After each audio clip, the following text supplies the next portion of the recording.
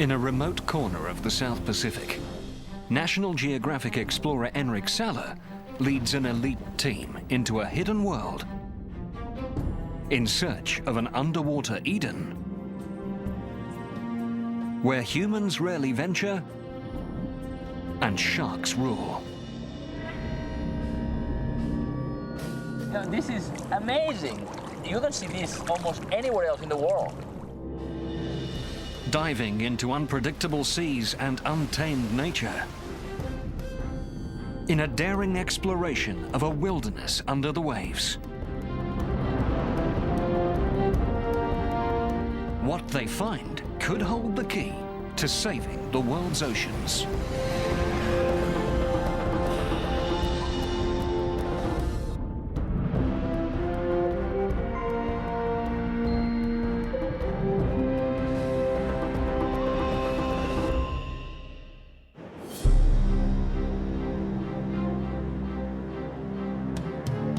Tahiti, the South Pacific.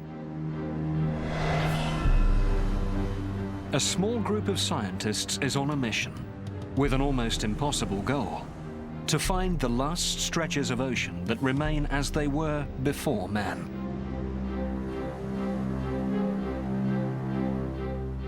Leading the expedition is Dr. Enric Sala, a National Geographic explorer and research scientist at Spain's National Council. What I'm doing to help protect the ocean is come to places like this, wild, pristine places, explore them, understand how they work, and raise awareness.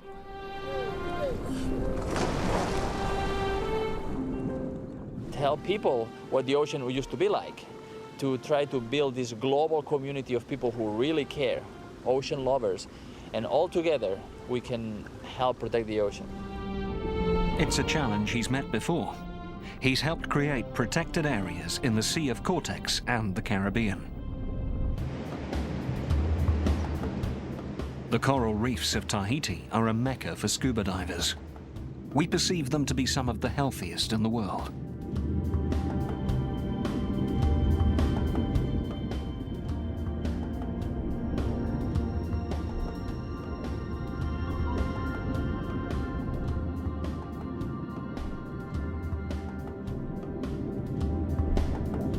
Life appears to flourish here. Thousands of fish feed on plankton and algae.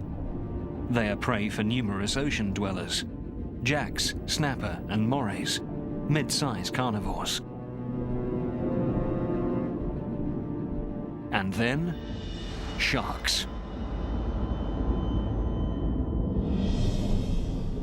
They rule the food chain in a way we've come to expect.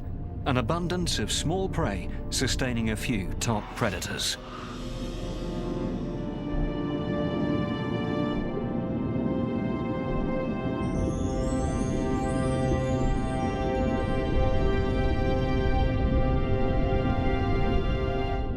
But Enric can see that this paradise is in trouble. This used to be a really nice coral forest with really big corals, but now most of the corals are very small and most of them are dead and covered by algae. Human impact has taken a destructive toll.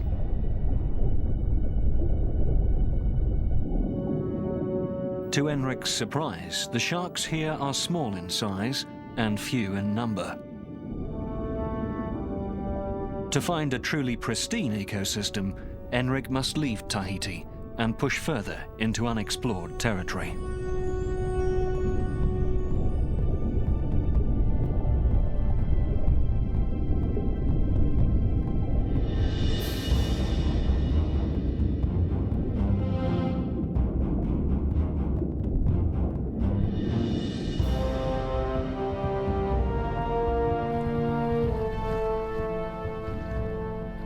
He hopes that each unique reef he explores will offer a different snapshot of a pristine ecosystem.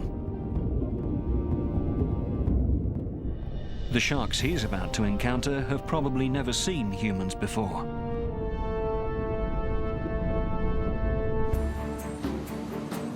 In the port of Papeete, Tahiti, the quest begins. The research team boards a floating laboratory called the Hanse Explorer.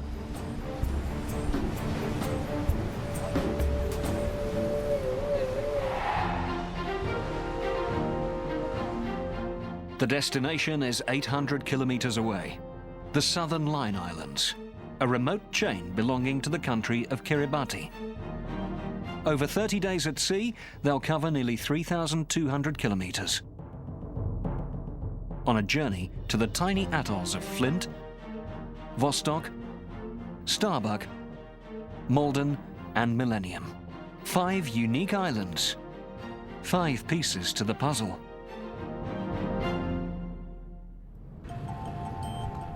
On board, the team preps for its mission. It sounds like we're going to be in that area as well. We'll be wireless. Okay. Yeah. That's the guy that... They are marine ecologists, fisheries experts, microbiologists. The team even includes a land-based scientist. Explorer Mike Fay will be surveying island ecology above the water. The team will explore these unique outposts of marine life. Then Enric will present the findings to the government of Kiribati and create a brand new protected area. 35 hours later, the ship arrives at Flint Island, 4 kilometers long and less than a kilometer wide. A tiny speck in the vast Pacific.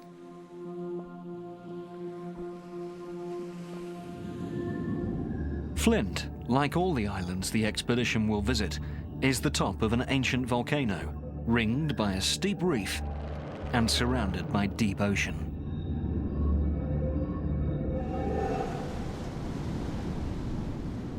The reef here is so short, so the waves are breaking right there. So it's impossible to dive on the windward side. So we'll have to dive on this side here, protected from the waves, and we'll meet at lunchtime to see what's there. They'll dive at sites around the island. Start collecting data. Here, and this will be the Reefs never fully explored. Concentrate on the driving. Let her load the boat. They will face a host of dangers. Diving here is not for the faint-hearted.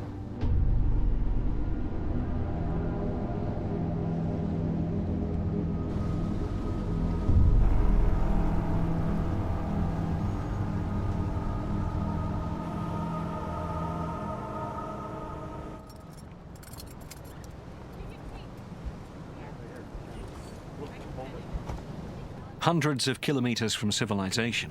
If anything goes wrong, they're on their own.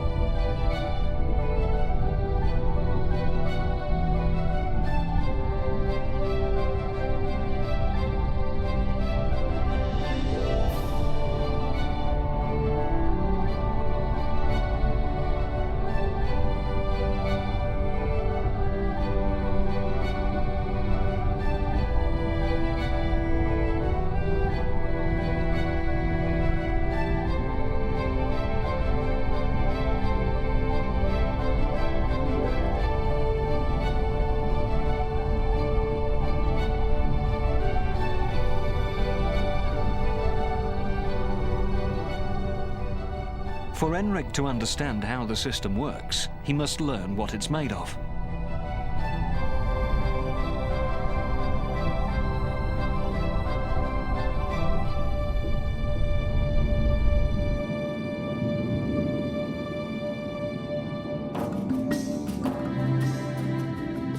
Biomass is the weight of each type of fish on the reef.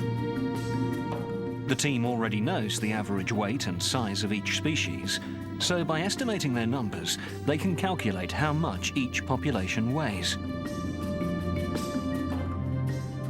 Knowing the biomass of the different species gives Enric a picture of how the reef functions.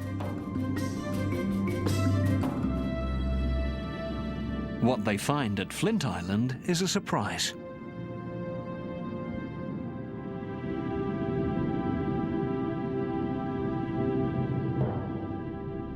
For a reef this remote and vibrant, there are far fewer sharks than Enric expected.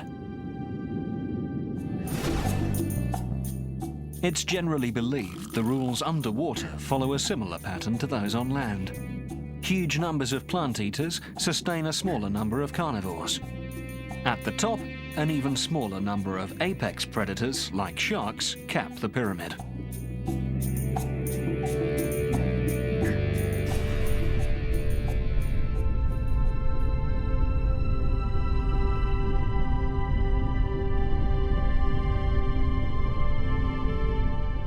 The absence of sharks is a clue that something may be wrong at Flint Island.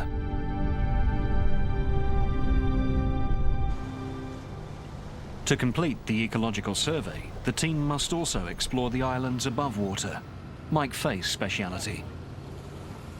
It's all good until the very last second. Mike is a conservationist and National Geographic explorer in residence. He's been instrumental in establishing protected areas in Gabon, on the west coast of Africa. Yeah. Yeah. Mike will go ashore, if he can make it. Looks like that's about the only place that doesn't have breakers right there. Mike may be the first visitor here in years. So we can radio back.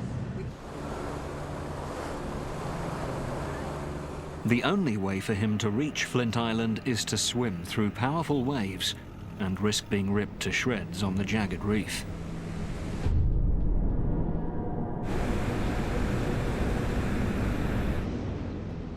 He needs to enter a narrow cut, then climb onto the reef and pick his way to shore. Yes, go, go, go, go, go, go, go. To the right, to the right, right.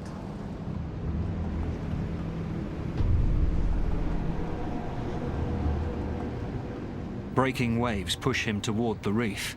Undertow sucks him back.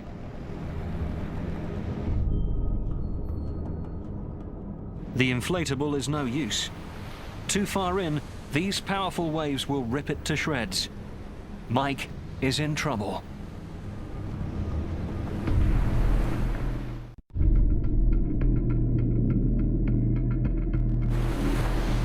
Caught between the heavy surf and a powerful undertow, Mike Fay is exhausted. Desperate, he waves for help. Go get him, go get him. Enric Sala jumps in. Keep going, keep going.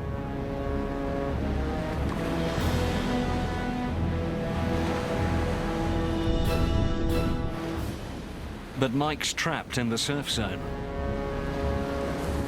Enric can't reach him without putting himself in danger. Finally, there's a break in the waves, and they swim to safety. The mission to Flint Island will have to wait, for now.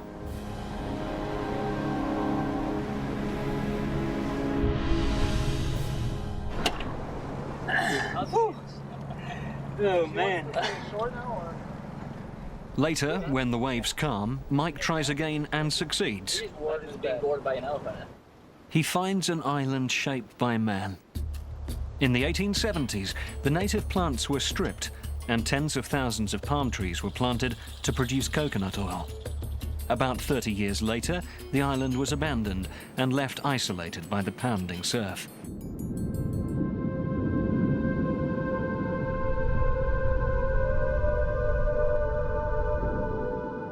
Below the ocean swell, the science team looks to the coral for clues to its health and for signs of human impact.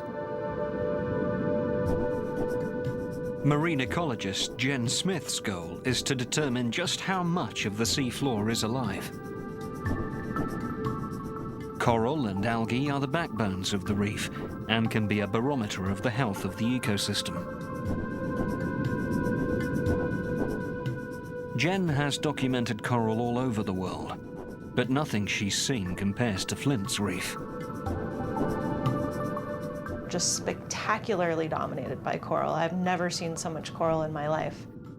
I can take 20 to 40 photographs of the bottom in a pretty big area in one dive.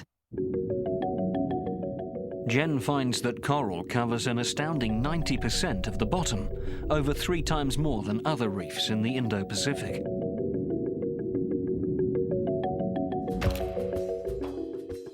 We're able to account for the three-dimensionality of the reef. The coral cover would be well over 100%. Flint's Reef is a living wall of coral colonies, made up of tiny individuals called polyps.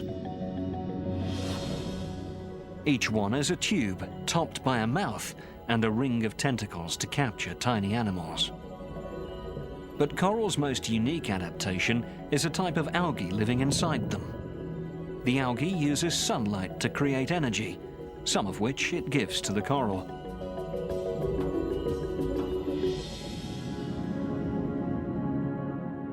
It's this symbiotic algae that gives coral its color. You can tell if a coral colony is healthy by its color. And when a coral is stressed, it basically turns white or bleaches. Marine ecologist David Abura examines the effects of stress on the coral. If they're diseased, they might have a pale coloration to them or some sort of growth growing on them. David predicts how coral resists stress from its surroundings, like an attack from the crown of thorns starfish, a voracious coral predator. What I'm seeing here is that these are very healthy coral systems. Both Jen's and David's data have found Flint's Reef to be exceptionally healthy.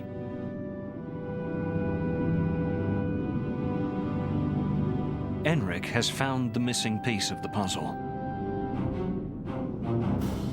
Sharks. Hunting just below the breaking waves, ready to strike unsuspecting fish in the tumbling surf.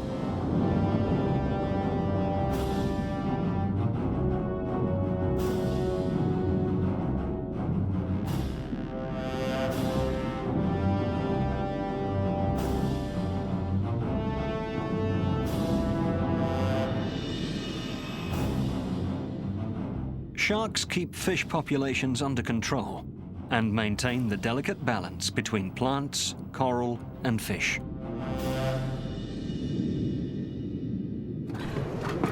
So I saw a couple of black-tip sharks, but they were not very abundant, eh? No, and they're quite small as well. So this place has been fished. So 400 miles from Tahiti, and people come here to fish sharks, eh?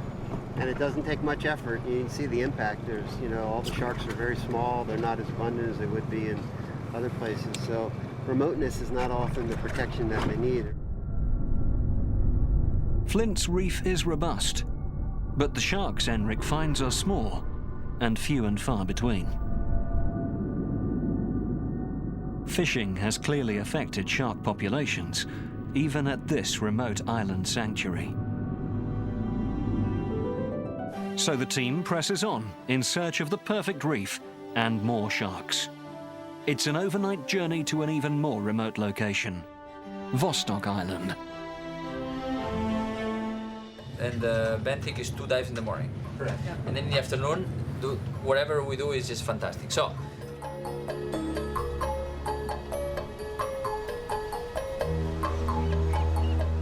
in the morning, the island appears impossibly small.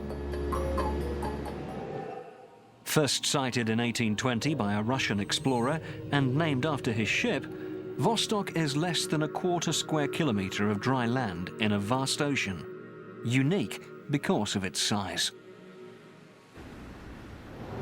it is probably the most pristine island because it's so small, it has never had human habitation, and the forest is the native tree. There are no coconut trees on this island. This is the tropical forest as it should be. So here on this teeny speck of land, you have a pristine coral island in the South Pacific.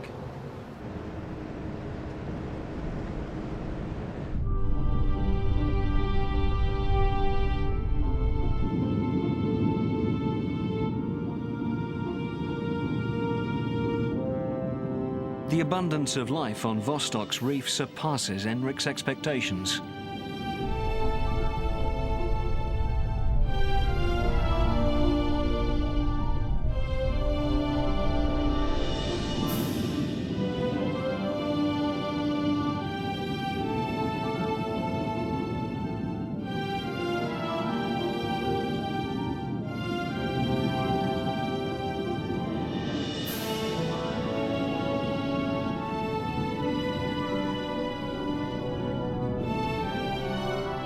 Nearly twice as many fish as at Flint, a larger island with a bigger reef.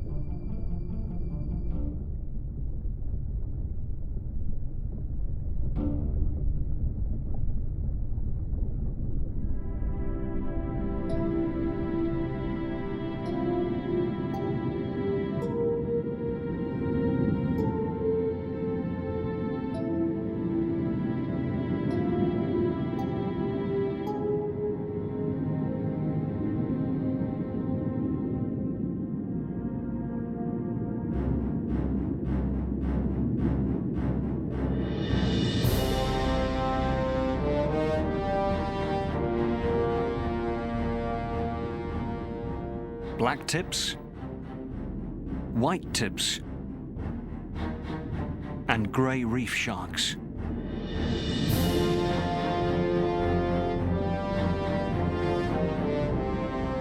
Where there are more sharks, there's more of everything else. Carnivores, prey, even coral. Sharks are a clear sign that this system is healthy and undisturbed.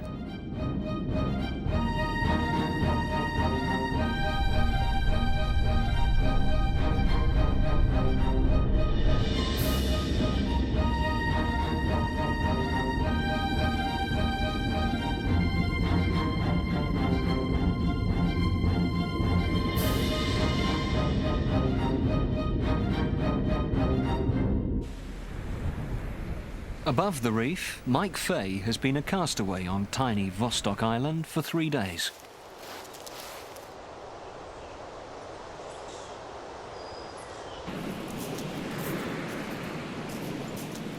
Enric Saller joins Mike Fay to see what he's discovered on the island. Hey, Mike. Hey, Mike Robinson Crusoe. Yeah. To understand the entire island ecosystem, the land must be studied as well. After 3 days, you know every bird, you know every plant, you know every lizard. This is the most gorgeous small island I've ever seen in my life. You wait till you see this forest. It's nuts. And the canopy is completely 100%, yeah. Absolutely.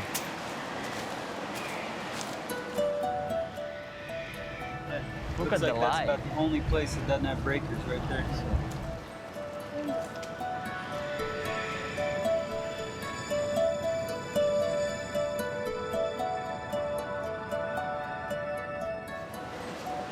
This is Hotel Vostok over here.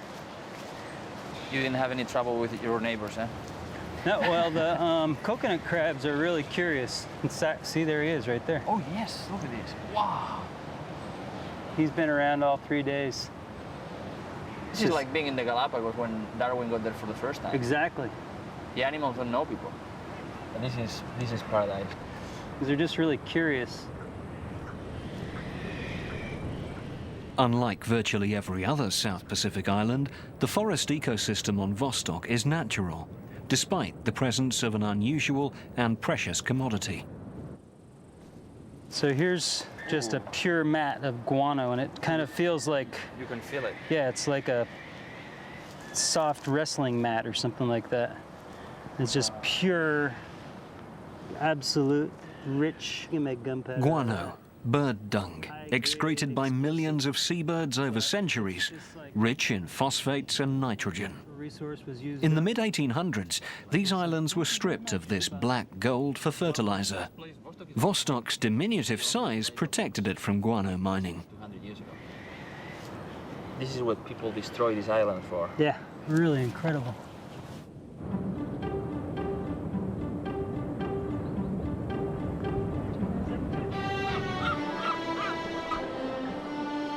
Mike leads Enric to nesting seabirds on the windward side of the island.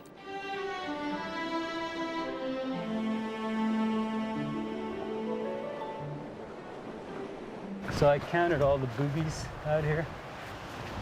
Then there's an adult. You see, she's got a baby. They are not shy, eh? So you can sit down like this. Hello. Hello. See, that's Could be Daddy. Dad. Yeah. They're like, what are you doing out here, guys?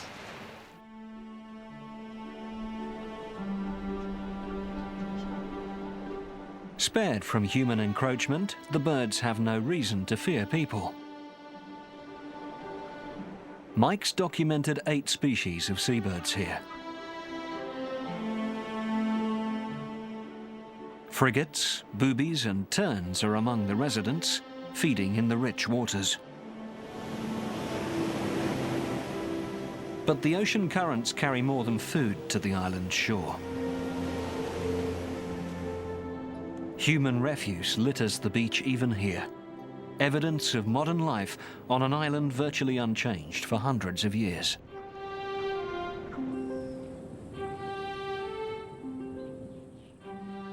The hand of man is very light here. There's no doubt about that.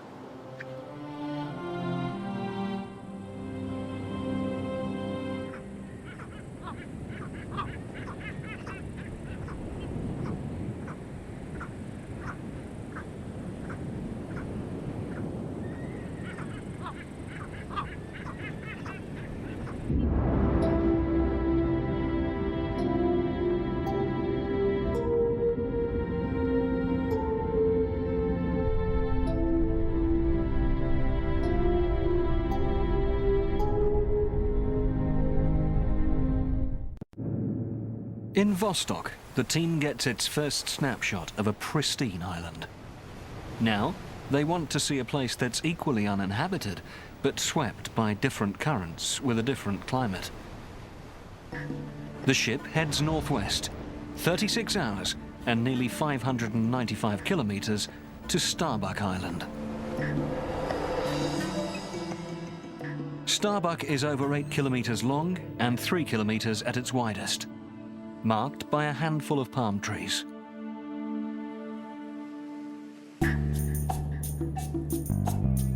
Starbuck gets little rainfall. Low-growing plants dot the baking coral rubble. Enric and his team are anxious to see how the parched landscape above has affected the reef below.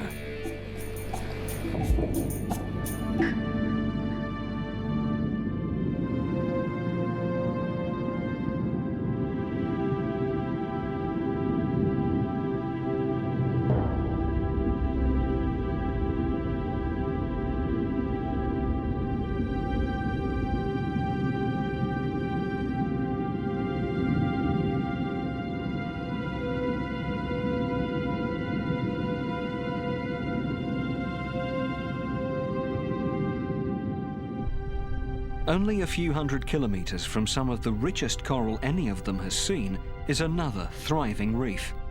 This one defined by one species of plant, Halimeda.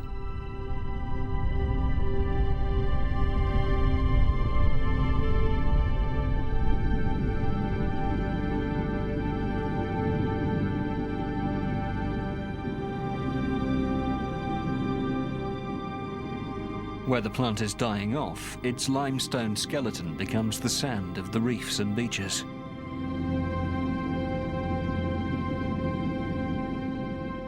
So much algae is a sign of water rich in nutrients, food for everything on the reef.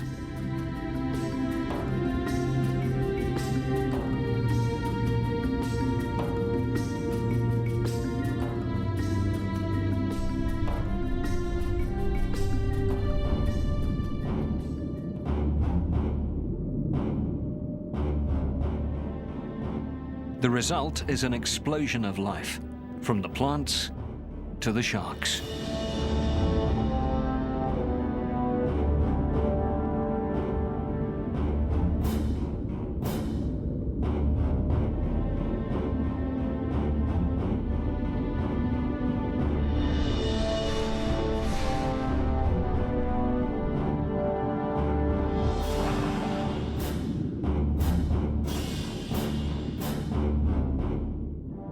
Fisheries ecologist Alan Friedlander and marine ecologist Jen Cassell identify and count the swirling masses of fish. What we're trying to do is get comprehensive estimates of not only the numbers, but the sizes of animals. And the sizes are really important because that's how you get an estimate of weight or biomass. A high biomass means a large number of fish, which usually means a healthy reef. What they find is beyond their expectations.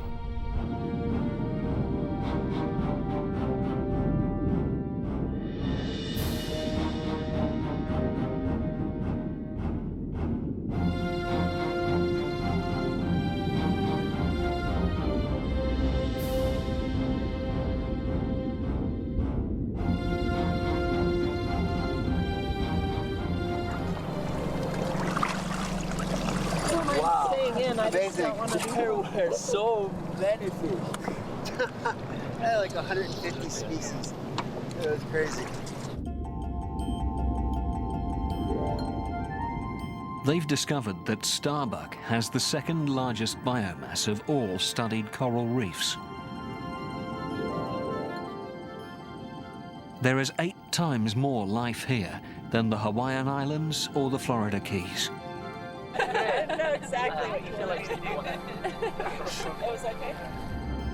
Even more surprisingly, Enric sees a different picture of the reef emerging. Pound for pound, there are more predators here than prey.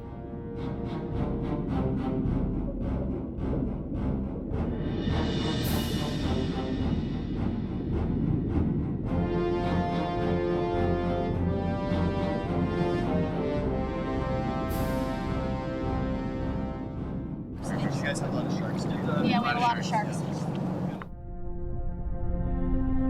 The discovery only deepens the mystery. Enric wonders how it's possible for a stable ecosystem to have so many predators.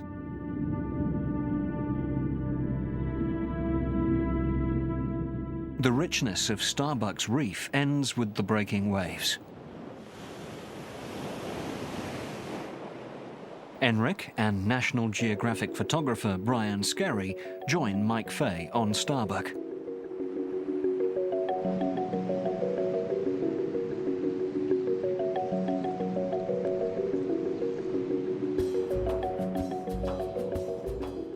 Mike's been here for 3 days, exploring the island's legacy. In 1872, more than 100 guano miners labored here. In 1920, it was abandoned, left to a few native shrubs and desert-like conditions. Starbuck's barren landscape is a stark contrast to its vibrant underwater world. The crew wonders what its next stop will reveal, an even larger atoll. It's a 200-kilometre overnight run northeast to Malden Island. Roughly triangular, nearly 39 square kilometres, this is the largest island the crew will visit. Malden is covered in low grasses and shrubs. It was mined for guano between the 1850s and the 1920s. In 1958, Malden was the test site of 3 low-altitude nuclear bombs.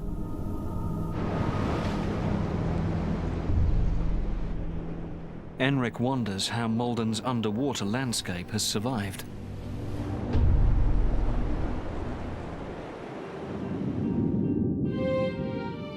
They find a reef teeming with life.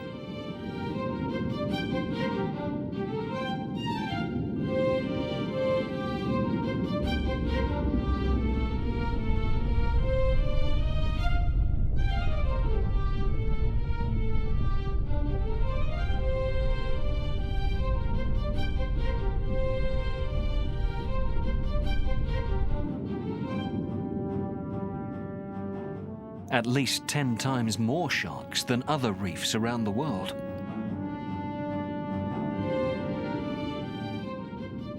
And more parrotfish, grazers that transform the reef.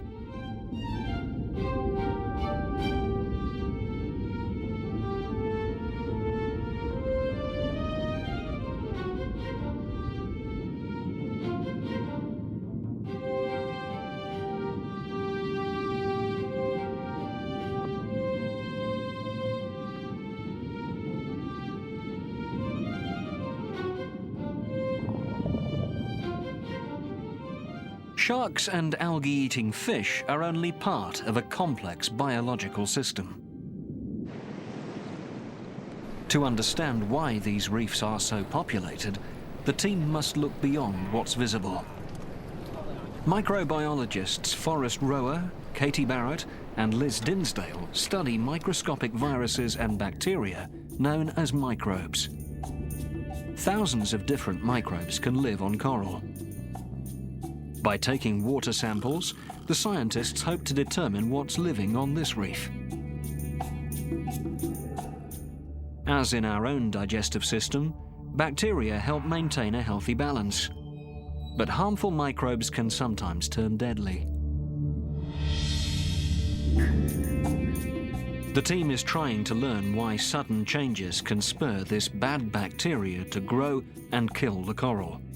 And why, once a reef is damaged, this killer bacterium grows even faster. And we don't really know where this increase in bacterial communities are coming from.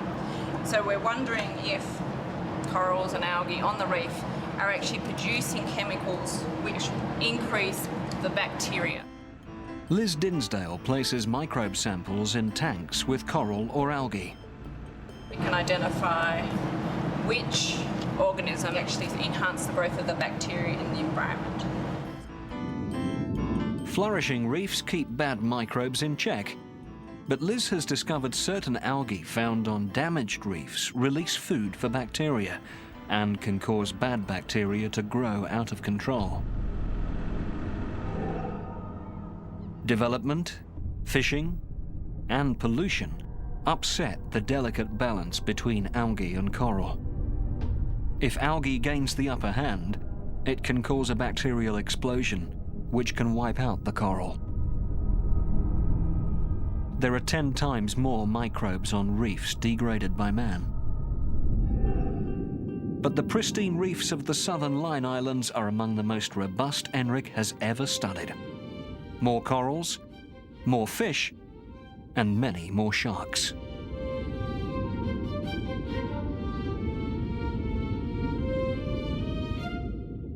It's an entirely new picture of the biomass pyramid of a finely tuned reef. ENRIC believes that here, the fish that feed on algae and plankton reproduce faster than on reefs disturbed by man, providing a constant supply of prey to fuel the mass of carnivores, sustaining more sharks than ever thought possible. 800 kilometers away, ENRIC hopes to find a similar model and prove the new discovery.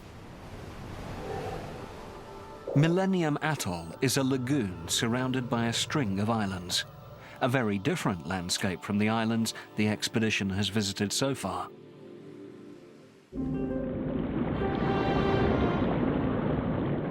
The outer reef breaks the ocean waves and protects a peaceful lagoon with a surprising secret.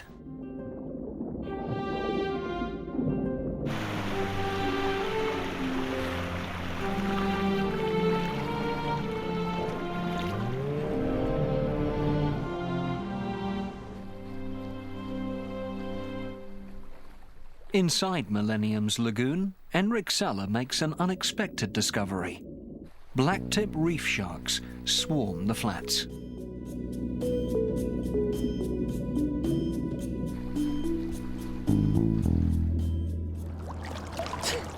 How many sharks are there here? Maybe 50? This is amazing. You don't see this almost anywhere else in the world. The sharks are the species that go away the first when humans arrive to a place. This is a symptom of the health of the system. This system is really healthy, really pristine.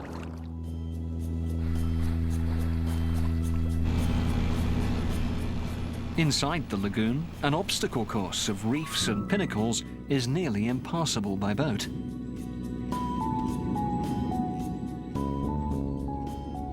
Enric explores this living labyrinth.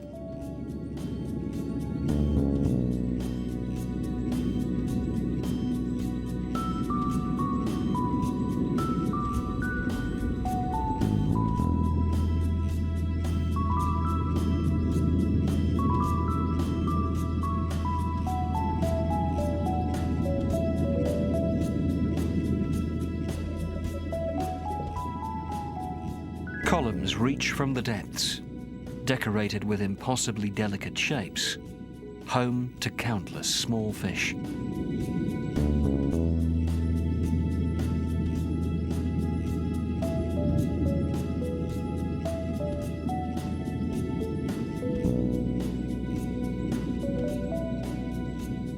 The lagoon is a nursery for sharks and many other species, a unique underwater landscape undamaged by the human footprint.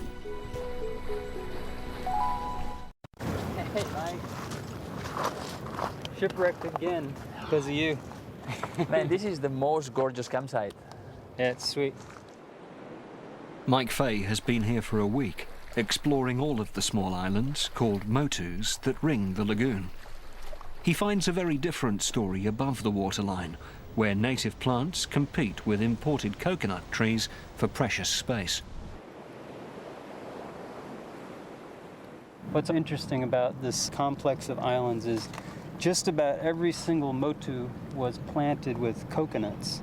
And so you can see how, it's gone from coconut to whatever it is today. Near Mike's camp are breeding tropic birds. This is the only spot in the whole island that we know of that has the tropic birds nesting. So most of them have chicks right now, various sizes. Mike believes that Millennium is truly the storybook South Pacific, one of the few places on Earth as abundant as it was 2 centuries ago. Yet, even at Millennium, there's disturbing evidence of man.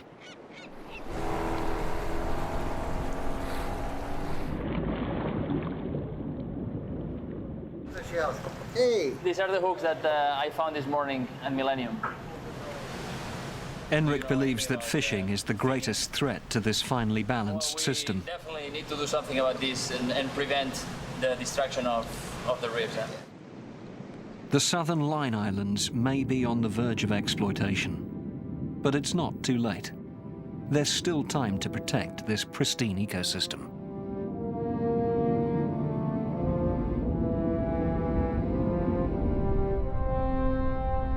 Have a good dive. Enric takes a final dive at the northeastern tip of Millennium.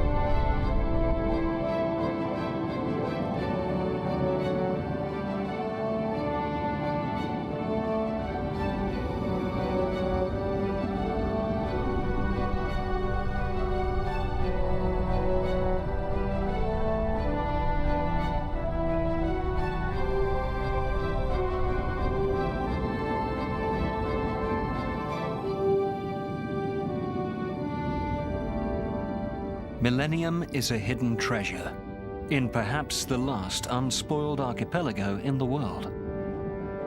Enric has found his Eden, a place where coral reefs look like they did hundreds of years ago, ruled by predators.